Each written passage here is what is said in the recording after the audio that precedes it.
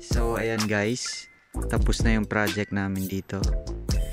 Nakikita nyo mga parang maliit na bundok na yan ng snow.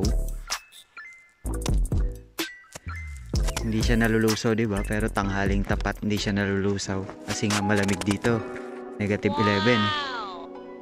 So ayan, nag-i-stay siya, hindi siya nalulusaw. Pero ayan, matigas siya.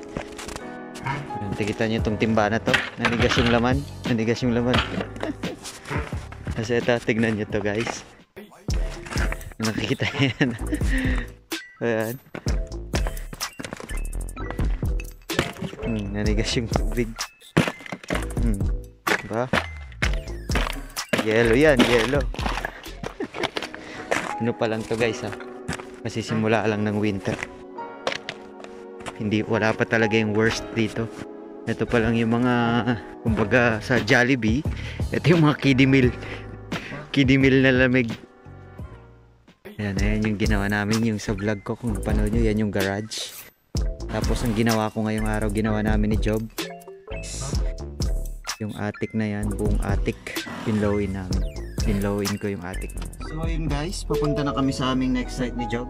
Ano masasabi mo Job? Ayos ba? Ayos.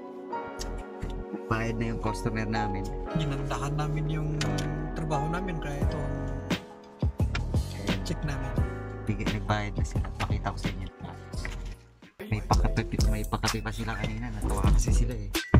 So alis na kami, babay na. Pakita ko sa inyo gaano kamahal yung kung magpapatayo ka ng bahay dito. Itong check-in na to is insulation pa lang to na parte ng bahay ha. Wala pa yung electrical, mga mechanical, mga tawag dyan, tubig, wala pa lahat yun, mga drywall.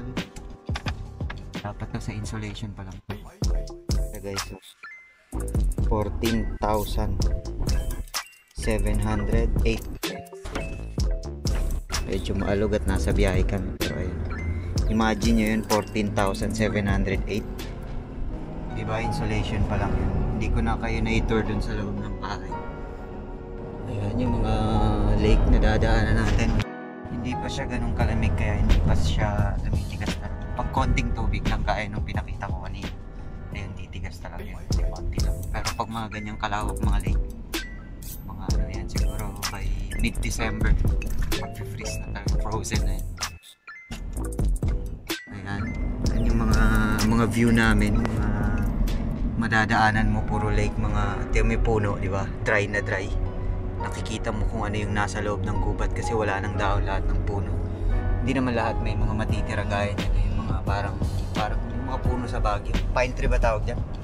Oo, yun, mga ganun. Ayan, kita nyo, dry na dry, di ba?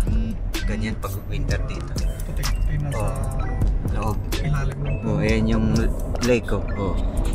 Ganyan yung mga view namin dito. So wala nang magtatangka mag-boating dyan. Maliban na lang kung gawa ka sa yelo. Maninigas ka dyan. Ayan.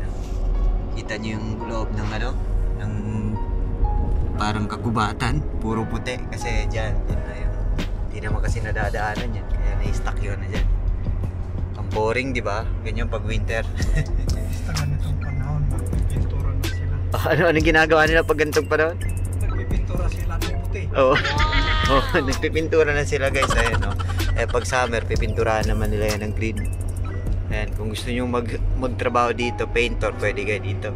Ayan, so ayun, tinignan ko sa Google yung as of now, yung value ng peso sa Canadian dollar is 544,000 something.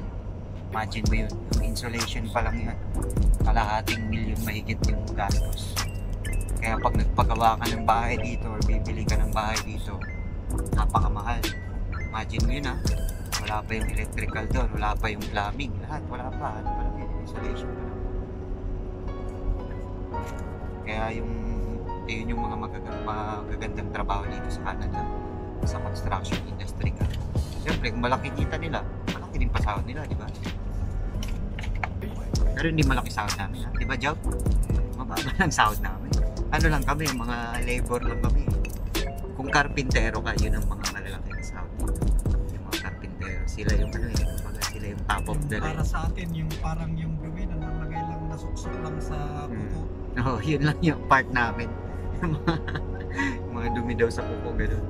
Kasi sa construction industry kasi, yung top of the line earner, top earner ng construction is yung carpentry. Yun yung mga malalaki yung sahod. Yan, umabot yan siguro kung sa Philippine money, siguro umabot ng ano yan, 400,000 isang buwan sahod yan. Or sobra pa. Pero ano pa yun, taxable pa yun. Minus tax pa yun. So, see you on next site guys. Pasensya na kayo sa aking pandesal. Baong ko yun. Ayan. Punta na kami sa next site. So guys, nandito kami ngayon sa second site. Ito na yung second site na sinasabi ko kanina. Pakita ko sa inyo yung ginagawa nila after namin mag-blowing. Nilalagyan nila ng drywall. Eh, ito yun. Nilalagyan nila. Ayan, kung nakikita nyo, yung drywall na yan. With drywall na yan. Pati ito yung attic with drywall. Tapos ito naman yung walang drywall. Ayan. Yan yung blow-in naman sa wall. Kita nyo, wala pa siyang drywall. Totally sealed siya with tape lahat.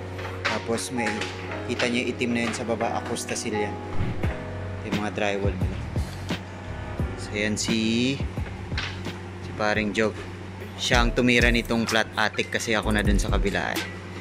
Yan. Alright. Thanks for watching. Subscribe niyo po yung aking channel.